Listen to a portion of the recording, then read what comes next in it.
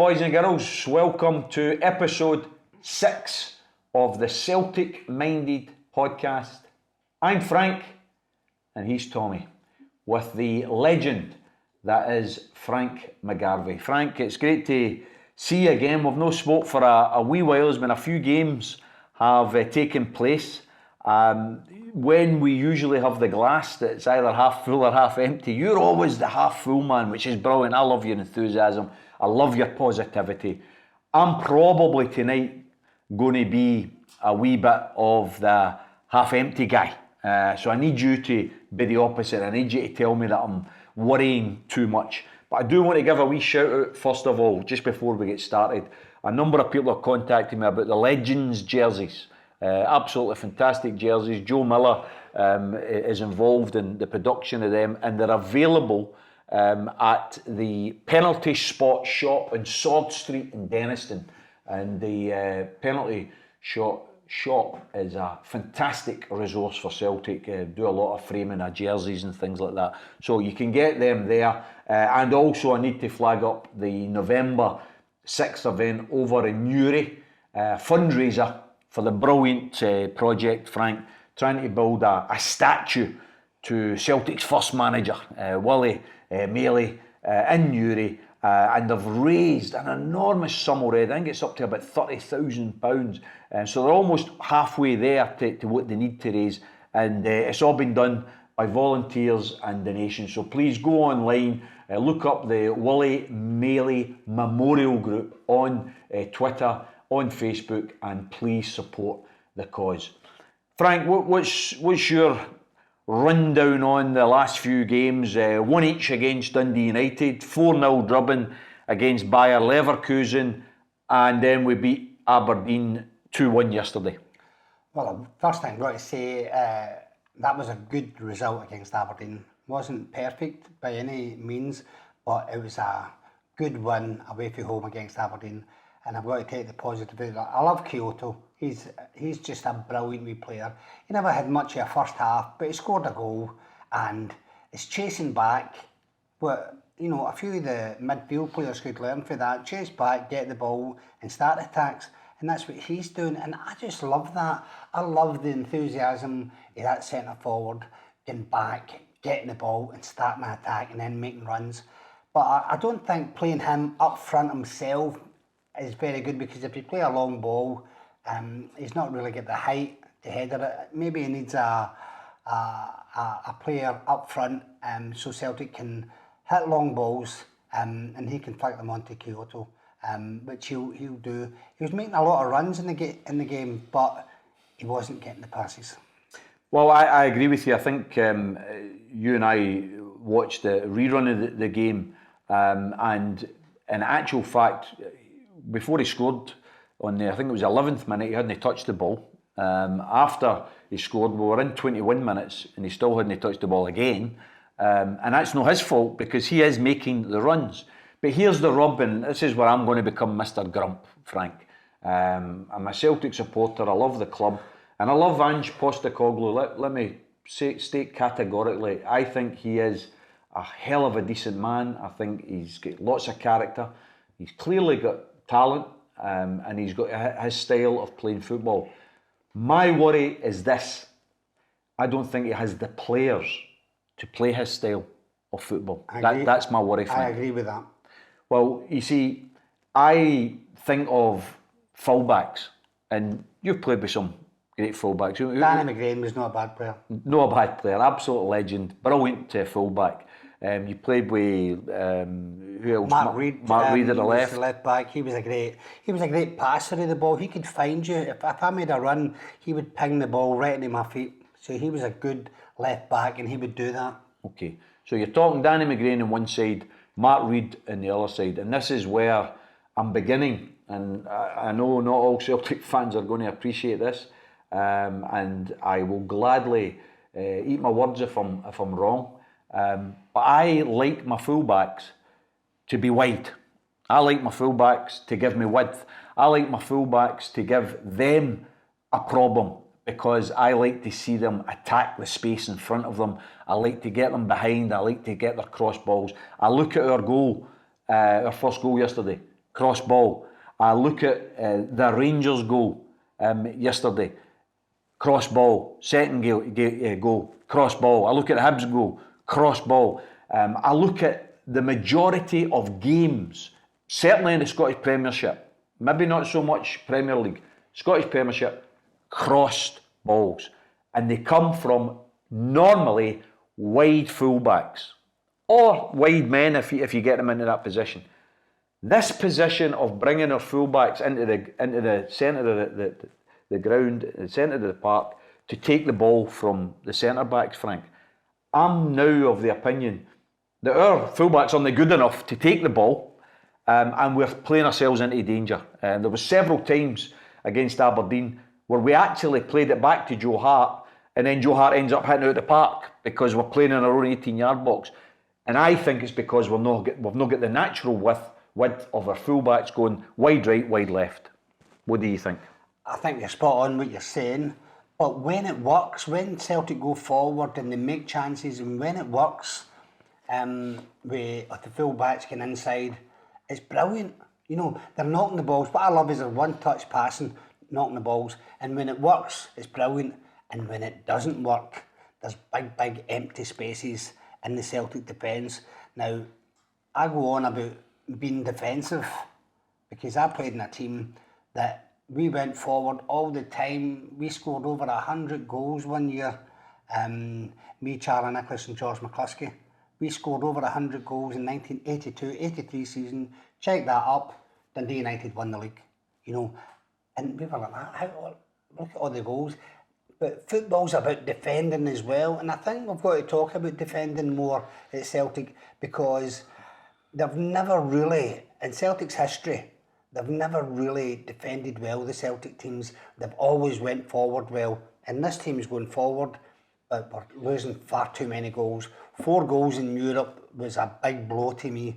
To lose the 4 goals and not even to score a goal was, you know, and then Celtic have come back and they've got a win under the belt, so that was good. So I'm trying to take the positivity out of that. Listen, but the European game was really poor.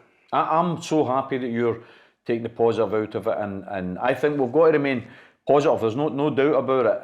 I'm struggling a wee bit because the whole of last season, it was a disastrous season in the respect that we defended atrociously. Absolutely atrociously. All teams had today was punt the ball into our box for a corner, a free kick, it was a goal. We just couldn't defend. The problem is this: we're 8 league games in, we've played probably another 8 games in Europe, so say 16 games, and we're still talking about defending atrociously. We last year, we slated the manager. Neil Lennon got slated because we lost 4 goals in consecutive European games to Sparta Prague. Quite rightly, it was unacceptable. We've lost 4 goals away to Real Betis, 4 goals at home without even scoring to Bayer Leverkusen. And by the way, I'm not even comparing Leverkusen with Sparta because Leverkusen were a team. Don't get me wrong, they're a team. But quite frankly, 4-0 is just not good enough, Frank. We can't accept mediocrity. We're Celtic Football Club. We've got a huge budget compared to all the other teams. I hear people saying, "Oh, Tommy, we're in transition." Livingston's in transition. 14 new players. They beat us 1-0. I hear people saying, "Oh, we're having to play young boys." Dundee United played a 16-year-old, centre half, Kerr Smith, and we couldn't score another goal when we were chasing it. So the idea of other teams are all settled and they've got real men playing and all the rest of it, it's not the case. They've got similar problems. We're not adapting properly, Frank. And I love the Ange and to bits, but I'm worried that he's becoming a wee bit too stubborn to think about changing certain things. Well, I think you're right. You're spot on about everything you said there, Tommy. And he is a wee bit stubborn, but most managers are pretty stubborn, I have to say. But he has to change. He has to get a defensive ploy made up because what's happening just now, Celtic always look good in the first half. They always look good in their one-touch passing. I love seeing that And if it doesn't come off, I don't mind if it doesn't come off. But see, when it works, it's brilliant. The crossing as well is very good. A lot of for the corners. So there's a lot of positives to take out. But, you know, I go on about it. Andrew has to get the defence right, and I know he's an attacking guy and he wants to see entertaining football, but the defence has to be sorted out, and he has to do that in training. Well, Alec Ferguson done that. He done that when I was at Love Street. He took us all and showed us how to do it defensively, where to go, the back four. He's got to cover him. And there can only be 10 yards. We done all that. And when I went to Celtic, we didn't do it.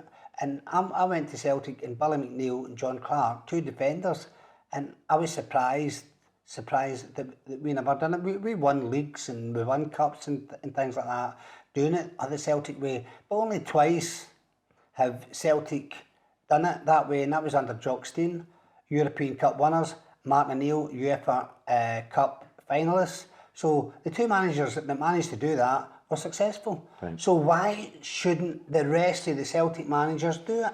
I'm glad you brought them up, because Billy McNeil, you know, before the whole idea of attacking fullbacks was in vogue, attacking fullbacks was his trademark, wasn't it? You think of the goals in relation to the cup final. You're getting Jim Craig passing it across and Tommy Gemmell scoring, and your 2 fullbacks are on their box. And I just didn't have a clue how to deal with that. So that's the way they played. But they played wide. They played like fullbacks. They were up and down the line. You then have Martin O'Neill, who for most of that season played 3 at the back and played with wing backs. And I think it was extremely successful. Very successful. I look at Big Ange and what's frustrating me, Frank, if I'm absolutely honest, what's frustrating me is we signed a new left-sided defender. We get told he was either a left back or a left of a 3 in the shape of the boy Liam Scales from Shamrock Rovers. And I'm frustrated. He got a wee cameo against Wraith Rovers. I was at the game, saw him. He didn't put a foot wrong. He wasn't under much pressure. I think he should have started against Wraith Rovers, personally. However, you go for the Wraith Rovers game to Dundee United game, and we go out because we know that our fullbacks have been a problem for several seasons. You go out against Dundee United and we play a right back at left back. We play an international Croatian right back at left back, and the boy Liam Scales doesn't get a game. He's on the bench. Juranovic then gets injured, gets taken off, and we bring on the young boy Montgomery. Now, if the boy Scales is not as good as Montgomery or better, I've got to say, why did we sign him? Why did we sign him? Because if we're signing guys that aren't good enough, why are we signing these players? Because I want to see a proper defender, and I don't think young Adam, he might become a wing back. I don't think he's a proper defender. I watched the Aberdeen game in detail. Johnny Hayes took him on several times and he got cross balls in. The young black fella took him on twice very, very easily. He got a shot off and then he got a beautiful cross in. The young boy isn't, in my opinion, an out-and-out left back. We're told that this boy Scales is. That's what the talk was. That's why we signed him. But he doesn't get a game, right? And then, to throw this into the mix, Frank, to get your opinion, and then we've got the position with the big Greek fella, Giacomakis, or I don't know if that's how you say his name, right? We'll call him the big Greek fella, 6 foot, top goal scorer in the Dutch league last year. Top goal scorer in a team that gets relegated, right? So you're imagining that team doesn't make that many chances, but he's a top goal scorer. We bring him, and during the Wraith Rovers game, he gets injured during the warm-up, right? Who's taking the warm-up? Because for a player to get injured during the warm-up, it's terrible. But he's on the bench against Aberdeen, and we're chasing goals. And from my point of view, the idea that you bring Albion Ayeti on, Ayeti against Dundee United had one of the worst games I've ever seen a Celtic player in a Celtic jersey. How he missed the chance from 3 yards out, how he missed the header, his general positional play.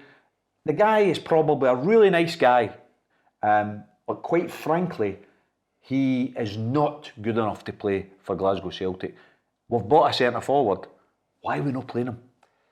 Well, we've got to go and see the manager about that, but I think Kyoto, if he had a big player playing up front with him, that would really help him, because he's not getting marked so tightly. One of the centre halves has got to go to a big centre forward and mark him, and one of the defenders has to be a sweeper as well, which leaves Kyoto with a lot more room, and the more room he gets, the better it'll be. And look at Toshak and Keegan, the two Liverpool centre forwards. They were winning the leagues, everything they were winning, so they were, and they were up there in Europe as well. And that was a magical two. And I think Kyoto could play with any player. I think no matter who you threw in, and I think you're right there, Tommy. I think they should give this guy a chance. Well, personally, Frank, and maybe I'm an amateur, right? I'm just a keen amateur. And quite rightly would say, you know, who have you managed?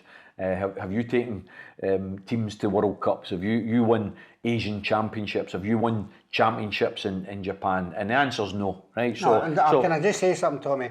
You're not an amateur. You're a great Celtic supporter. You've got everything a Celtic supporter should have, and you want to see the best for Celtic. And you played football with a lot of ex-Celtic players, and the best goal I've ever seen was scored by yourself. And when I don't know if you were clearing the ball or it was a shot, but that's one of the best. So you have to stop taking yourself down. I mean, I'm not going to contradict you, because it was a good goal. Wow, was that unbelievable? Now, I think you thought that I was crossing the ball, but it was actually a shot. I was under a state of shock. And I think, if I'm not mistaken, it won us the game. Against the Rangers Select. Very few games I got up and jump up in the air. Because I thought it was going out for a by kick, so I did, and I said, look at him trying a shot 30 yards out. And then next thing I seen it in the top corner. I couldn't believe it. Top corner, well absolutely done. Brilliant. That was brilliant. Those goals are memorable because they're so rare. You're not an amateur. Well, that's what I'm trying to say. I suppose, point I'm making, that I don't have the right to criticise the guy. He's 3 months in the job. He's inherited a club which is in a terrible turmoil. I think our midfield recruitment has been woeful. I think we lost Scott Brown, who was our boss and our leader. Yes. We lost Ryan Christie, who was our X factor. Ryan Christie gave us something that no other player gave us. He gave us a spark, a marvellous engine in him, and he could come up with a goal or two out of nothing. We lost Cham, who was on his game, he was great. He wasn't a regular. But we lost 3 top midfielders, and we've brought in James McArthur. That's the only midfielder we've brought in. And where is he? Well, he's either not fit, or he's maybe a bit injury prone. He seems to keep picking up injuries. He's at 30 years of age. Maybe it's not the best age. But that type of recruitment, Frank, isn't good enough in midfield. I think the boy Jota is an incredible signing. I think we should get him signed up immediately. I like the Cameron Carter-Vickers. Yes. I think he's a strong, aggressive winner. I think he had a great game against Aberdeen. There was one particular header that he got in and intercepted a certain goal, stopped a certain goal. I think Big Joe Hart's been a great signing. I think he's a great, fantastic keeper. But what I'm unhappy about is, you go and you buy this left-sided defender in the shape of the boy Scales, and you don't give him a chance. You go and buy this centre-forward, Giacomakis, top goal scorer. We're crying out for somebody in the box to go and head. He's 6 foot, go and head it. And he's not getting a game. Personally, Frank, and obviously not everybody's going to agree, I love 3-5-2. I love the 3-5-2. I think 3-5-2 gives us the option of a solid defence, attacking width, and 2 up front. Wow. And I think Lennon got his best performances from Celtic when he played the 3-5-2. When you had Griffiths and Edward, Griffiths going a bit further up, Edward dropping in. To me, I can see wee Kyogo taking runs. See what you've just said, Big Toshak, Kevin Keegan, making runs off of the big boy, the big Greek boy, or making runs for the likes of McGregor to find him with. personally, I think this stubbornness around the inverted fullback system, I'm worried that it's not going to get us where he thinks it's going to get us. I want to win the championship this year, Frank, and I think we're a wee bit off it just now. I know you like that way in fullbacks. You've been brought up, like I say, I've been brought up, and I've never really seen this system. But I have to say, when it works, I love watching it. The quick football, the ball played into the middle, and then goes wide. I love that kind of football, but and it's really good, exciting. But when it doesn't go well, it means that other teams are getting good chances against Celtic. So it's very, very difficult for the manager. You've got to remember, the manager has come into a team which has imploded. The place is a disaster area as far as Celtic. They're not organised. Have they got a scouting system? I don't think so. They should be getting ex-players in and getting that organised. The manager has to... When I was down at Liverpool, we had 5 ex-players there and Bob Paisley. They used to go to Bob Paisley, and Bob Paisley said, that's the kind of player I want up front. Just say we Ken Douglas. They came after me. I was watched 14 times, 3 times each with each of the scouts, and at the end up they said, right, go for him. I had a brilliant game against Aberdeen one night, and after that I was signed for Liverpool. But that's how you need the scouting system there, and the manager says that's the kind of player I want. I don't know if the manager's buying these players. Right, that's yet. a good... And I think that has to be looked into. I know he's bought Kyogo, and he was signed up very quickly. I thought that was impressive. Kyogo is undoubtedly his signing. Abada, I think, is his signing. Abada has done well goal scoring. He's still got to work in his game, I think, in terms of use of the ball. But he's only young. He turned 20 yesterday. However, and I'm saying he's only young, Aberdeen had an 18-year-old right back yesterday who had a great game, right? I think very good. We've got to sometimes be careful when we're going on about ages. As I said, Dundee United played a 16-year-old centre half, and he kept Albinetti for scoring. So we need to get things into perspective when it comes to ages. I don't think age matters that much. Well, if you're good enough, you're old enough. That personally, I agree with you, Frank. But here's the rub. I wonder if the boy Scales, if the boy Giamakos, I mean, we're told that Ange actually phoned him because he's Greek, obviously Greek origins. Ange is, we're told, and we don't know if it's true, but we're told he phoned him and tried to talk him into signing. If that's the case, why is this boy not getting a game? Why is he not featured? He was on the bench against Livingston. You're absolutely desperate for a goal. Oh, I know. Right? It's terrible. Why is he not bringing them on? Look, the guy's the manager. I respect him. I support him 100%. But personally, you have to have the right to criticise and the right to question. Of course. Because we're not in a dictatorship here. No. And the results so far simply haven't been good enough. This is the worst start to a season, Frank, for about 20 years. We're 9 points worse off at this stage in the season than we were last season, and we had a disaster last season. Okay, then. So these things have to be taken into account. Okay, what's wrong? You've got to say, why is Celtic like this? Now, this manager needs time. He needs time. You can't just say, oh, you're not doing it. Some managers need a year, 2 years. But you've got to give him time. I quite like the way he plays, but he has to get the right players for that. And you're right. I would rather him go to the old-fashioned way, 2 full-backs and they stay wide.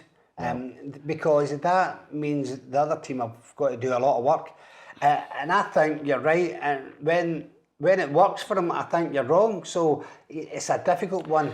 But Frank, I don't think we can simply say, oh, look at the performance against St Mirren, against when we went down to 10 men, Dundee, Ross County wasn't a convincing victory because it took a deflected Cameron Vickers shot to get us that first goal. But I think we get carried away with the 6 goals that we were scoring in these games. But then we go away to Livingston, we go to the Rangers, we go to Real Betis. You score 2 goals against Real Betis, and then you have schoolboy defending, and you end up losing 4 goals. You score 3 goals away from home, and you don't win. Then the Bayer Leverkusen game. When he was up 2-0, why does he not change the game and just make it very difficult for them to score? I suppose this is what I'm getting to. You always talk about Thomas Tuchel at Chelsea and his ability to change things quite radically. He'll take players off, but he changes his formations, he changes his system, he changes his personnel. I sometimes look at Big Ange there and I'm saying, Ange, it's not working, mate. It's simply not working. Against Leverkusen, our inverted fullbacks were leaving so much space for them to attack. That was dreadful. I just thought it was dreadful. We then have a situation where he keeps repeating, we just need to keep playing the system. So if I'm the manager of Motherwell, I'm saying to myself, well, when they come to Fir Park, I know how they're going to play. And I'm going to make sure that when we get the ball, we're going to break down either of the wings, because I know that none of the 2 fullbacks are going to be in those wide positions. In other words, you're telegraphing the way you're going to play all the time. I'd personally, I could be utterly wrong, Frank, but personally, I'd like to see fullbacks playing fullback again. I looked at the Rangers yesterday and I said to myself, Nathan Patterson on one side, Barisic on the other. And what they did is they got down the line, they attacked the space, and from there they got 2 goals. One cross from Patterson, one cross from Barisic, 2 goals, right? See if it's working for other teams. Are we so arrogant that we think, yeah, it's working for other teams, but we're going to do it completely different? And see if the completely different was taking us to new heights. I'd be saying, brilliant, this is a unique way of playing. It's absolutely brilliant. It's not, mate. It's just not working as far as I'm concerned. I would agree with you fully, but any manager goes to any club, especially Celtic, who went from 9 in a row to being almost certainties to get 10 in a row, and then imploded. I use the word imploded because Celtic did implode from the inside, And my worry, I was invited up to Celtic Park a few weeks ago, which I was treated very well, but the thing about it is I was meeting the people that were there 25 years ago, and I've got a few sons that work with banks and things, and they said that the directorship should be changed every 6 or 7 years. Now these guys, they're all still there in the boardroom, having their wee drink, having the bite to eat. The food out at Parkhead, by the way, in the boardroom is exceptional. If they invite me back up, I'll be there, don't worry about it. Well, I think what your sons are pointing out, Frank, is there is a need for freshness because the board, in my opinion, is utterly stale. Yeah. I think they've milked the club dry. Yes. We've got far too many McTakers, and not enough McGivers. Yeah. People want to take, and they don't want to give. And there's no freshness there. Who is our chief executive now? He was there 72 days, gone. Who is the head of recruitment?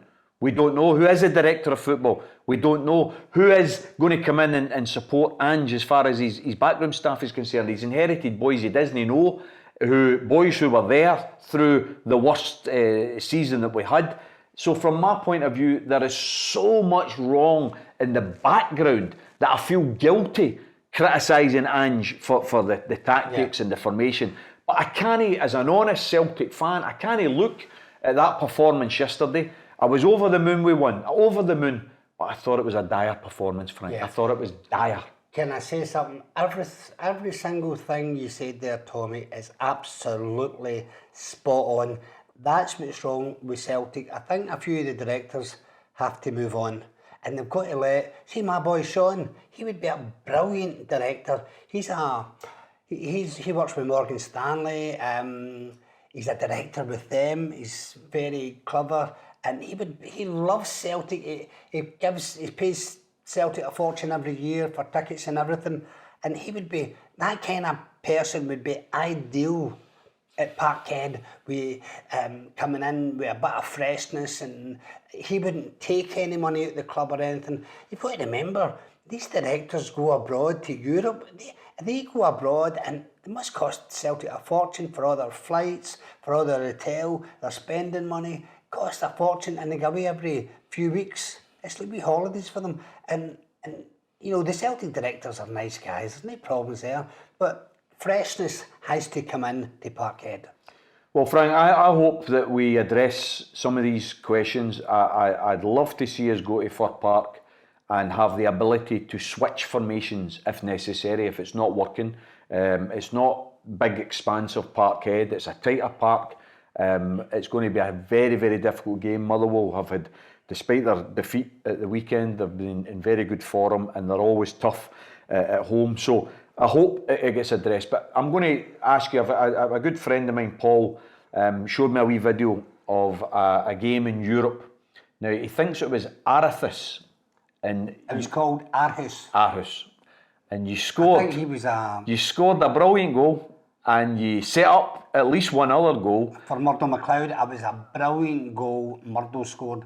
I beat a few guys, twisted them, and they were fed up getting twisted and they stopped even trying to tackle me.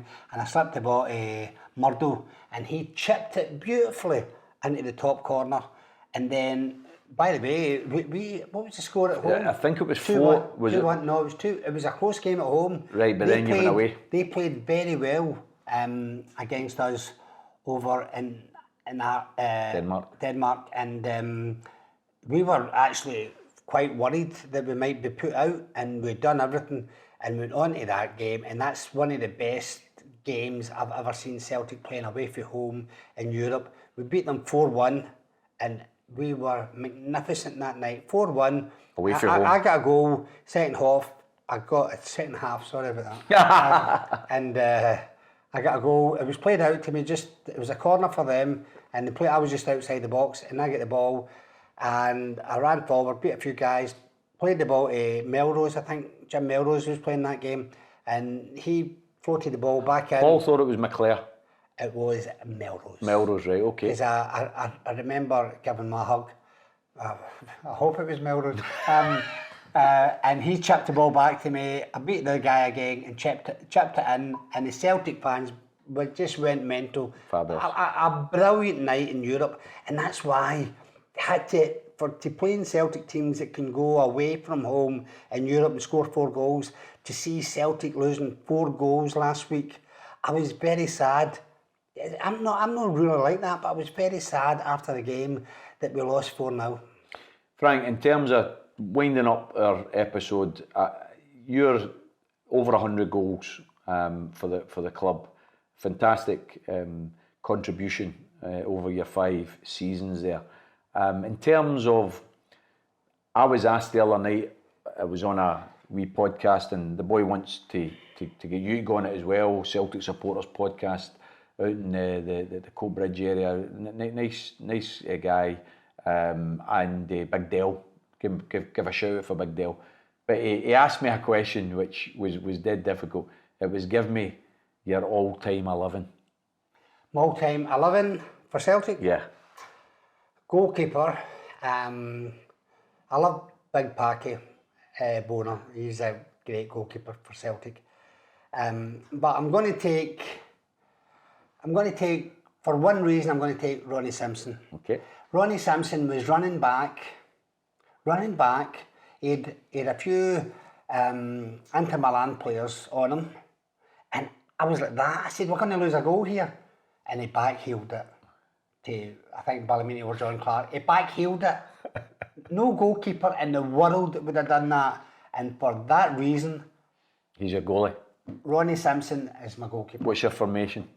My formation will be 4-3-3. 4-3-3, okay. I love 4-3-3. Okay, great. If you've got 3 forwards, the other team's got to have 4 defenders. Great. So you've got an extra man. Fabulous. That's a good point. So who's your right back? Right back, Danny McGrain. That was question. That was an easy one. This is more difficult. Who's your 2 centre backs? My 2 centre backs. Well, John Clark, I think, is the best. One of the best. I played with John Clark in Amsterdam against Feyenoord. I don't know if it was Feyenoord or Ajax, and we played in a game. And John was a wee bit overweight, and we played in that game. And John Clark, I said, John, you're not going to be able to play in this game. And for me, John Clark was the man of the match. He didn't need Physique. to be that fit. He had a brilliant brain, Right. and we hardly lost any goals. We won the game that night because of John Clark. Okay. So John Clark. Who's beside him? Well, the guy that signed me for Celtic, Billy McNeil. Now, I was very, very friendly with Big Billy. He was an amazing person. He was one of the few managers that ever apologised to me after getting something wrong in front of the players. And I thought that when he done that, that time he got it wrong against me, and he apologised in front of other players. He just went right up to the top for me Left to back. do that. Left back, the easiest question ever. Easiest. Tommy Gemo scoring goals in European Cup a good final. point. That's a great point. To score the goals, not only scoring goals in the European Cup final, scoring the magical goal against Benfica, the 3-each game. Listen, what a magical game. It's a great point. I'm going to come on, if we've got time, I'll come on Can to I mine. finish about Tommy Yep, Gemo? yep. No, I'm sorry about yours, Tommy. We'll do that next week. This is very important. We'll do yours next week and we'll write it all down. Okay. But you might take some of mine now because No, I've I talked won't. first. Well, that's why I wanted to give you mine, because So- you don't think I'm cheating. Well, On you go. I'm a bit worried about that. Anyway, Tommy Gemo scoring goals all the time in European games. Yes. And not also doing that, defending brilliantly when he had to do that. I feel So, guilty here because I'm going to tell you who I took, and I feel guilty now. Right, on you go. I can see anybody So else you've got. So that's your 4. Who's your 3 in the middle? My 3 in the middle. That's really. Oh, it's really hard, isn't it? difficult. It's hard. Paul McStay made me a lot of goals. Okay. And I would say Paul McStay and all the Lisbon Lions. I spoke to them all about who was the best player in that Lisbon Lion team, and they all say it was a team. And then they've all whispered to me after it, Bobby Murdoch. And I always remember Bobby for that goal he scored against England, I think, at Hampden, ran to the roof of the net. Was it that? No, what game was it? It was a Celtic Leeds game. Right. So I was at that game. Sell out. Home and away. 130,000 people. They were the champions of England at the time. Oh, they were this and that, and that, they were going to beat. And he scored that brilliant goal that night. Okay. So Bobby Murdoch, Paul McStay. Paul McStay, but I don't like getting And then who else? Who's your 3rd in there? left back. I love Bertie Auld as well. I love Bertie Auld. A great guy. I've not seen him for a while, but I love him. I would have to put Bertie in there. Okay. Because he was such a lovely player and he could make things happen. Front three. Well, I think the outside right has to be the best crosser of the ball I've ever seen, David Prowan. Whoa, very controversial. By the way, I think Jimmy Johnson's the greatest entertainer that's ever played for Celtic, and I love him dearly. But for me, if I was playing in that game, I would want a crosser of the ball. Somebody could make goals. Jimmy was the greatest entertainer. Yeah, you've made your bed, you need to lie in it. I know you'll say Jimmy Johnson. Yes, absolutely. Every day of the week. And every other supporter say you're Every right. day of the week. And they'll say you're right, Tommy. No, not all of them. Right, give me who's your left? You going to go left or you want to go through the middle first?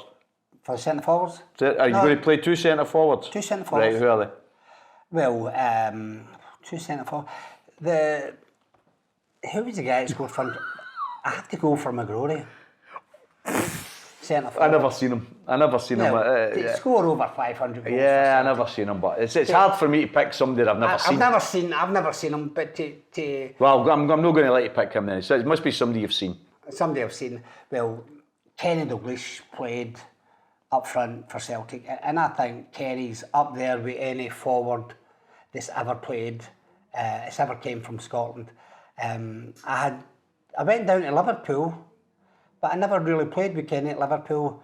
But the only time I played with Kenny was I was put into this. When I signed for Liverpool, I was put into the Scotland squad immediately and put into the game against Argentina, and I played with Kenny that game. Kenny never. He He could score goals, but he wouldn't make goals. And that's very important for forwards. Who's beside him? Who's beside him? I would have to go. See, your problem. I'm going to interrupt you because your problem, which isn't a problem I've got, and I appreciate this, right? Your problem is you might offend some of the boys that you played with, because some of them will say, "Oh, pick me." I didn't have that problem. Listen, all the players I played with at Celtic and all that were all great players, and I love them all. But I'm only making a decision, Tommy. Okay. And the guys, wee Davey, if he's listening to us like that, you're spot on, Frank. But Davey Provan was the greatest crosser of the ball I've ever seen. Right. Ever. I'm talking about in the world. Right, okay, I think you're going too far, but anyway, you're entitled to your opinion. Who's your final forward? My final forward was for 2 years a genius, and that's Charlie Nicholas. The fans will be like that. Can I tell you something? Charlie Nicholas was getting £90 a week. £90 a week at Celtic. So he was. And I was on about £330 a week at the time, and he scored double the goals I scored that season, and Celtic gave him a terrible offer. Listen, of about £100 a week in the 80s, and Arsenal came in with about over £3,000 a week. What Celtic fan would have said no to Arsenal? What Celtic fan? It's a no-brainer, mate. And I've never gave Celtic fans any stick. It's a no-brainer. I think Charlie Nicholas, when he was at Celtic, was exceptional. I think he was exceptional. Every team. But you know, I've never gave the Jungle any stick in all my life, but when he came back up to play for Arsenal against Celtic, they booed him. Now Charlie's made all his money, not at Celtic. He's made his money for Sky, and he's made a fortune for them. And good luck to him. He deserves every hate he gets, as far as I'm concerned. It was a privilege to play with Charlie for 2 years, to watch him score the goals. Well, look, we're going to ask everybody. We're looking for some sponsors for the podcast. We're going to ask you to think about giving us a wee bit of sponsorship. Contact us via the YouTube channel. But here's my quick 11, and then we're going to ask you to give us your all-time 11.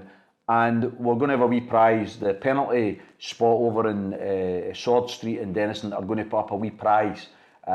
So if you get picked, you're going to win a wee prize here. Your all-time 11.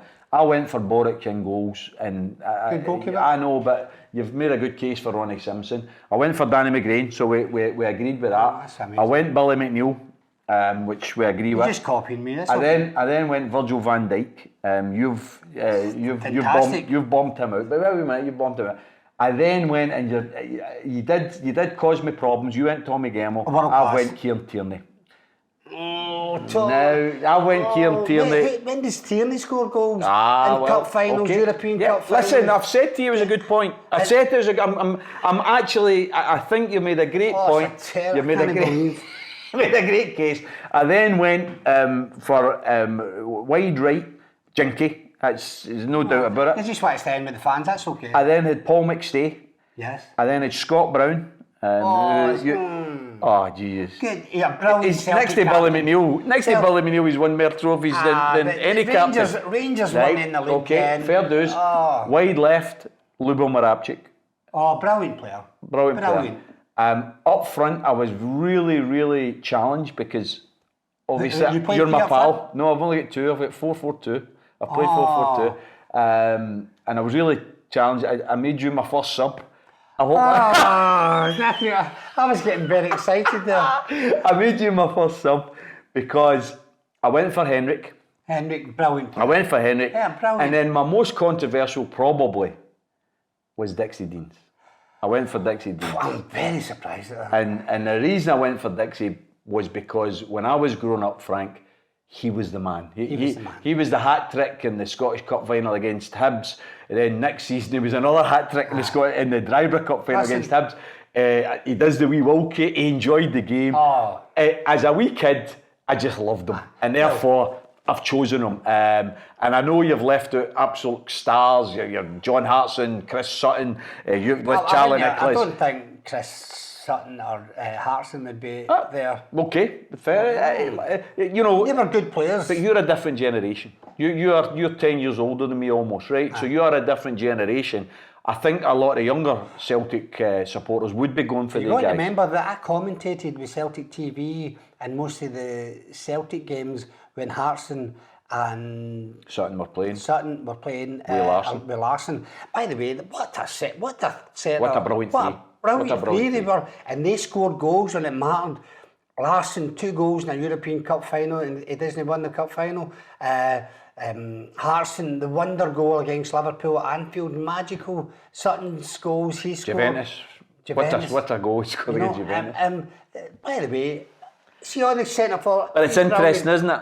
It's interesting. Now, I've got to say, I've been unfair to you because I didn't give you any warning. So you had to think on your feet there, right? I would rather, but I think you came out with a great team. Listen, I'm telling you why I picked the players. Yes. Because they were Davy Provan, greatest crosser of the ball. We Jinky, I love him. You know, if you to say to me, who's the best entertainers? You know, them, yes. I would have put in Jinky. Yep. Who was the guy that made me the most goals? Yep. Listen, Davy Provan made me the. I can't pick a team based on that type of quality because you were there, you were getting the crosses. Davy nearly got me arrested because I wanted to give him my scarf in the 1980 after 1980 Cup final. That's why I went on to the gravel. I wanted to give him my scarf. I then get chased off the park. So Davy's responsible. Maybe that's why I've not picked him. I want to ask all the one final thing we need to wind up. I want to ask one thing I done in the 1985 Cup final. I've never done in a football park in my life, and I'll never do it again. What was that one thing? Right, there you go. This is your challenge, Celtic supporters everywhere. Please subscribe to the channel. If you're interested in sponsoring the podcast, please get in touch with us. But you've got a twin challenge here. Give us your top Celtic 11 of all time, and answer Frank's question. What did he do in the 1985 Scottish Cup final that he's never done again? He's only ever done it once. See, when I've been doing after dinner speaking, I've been asking that question, and not one person. Wow. I can't even tell you, Tommy. There's going to be a prize for the penalty spot in Sword Street, Denniston. They're going to put a prize up for you. It'll probably be a framed picture of some sort. You'll love it.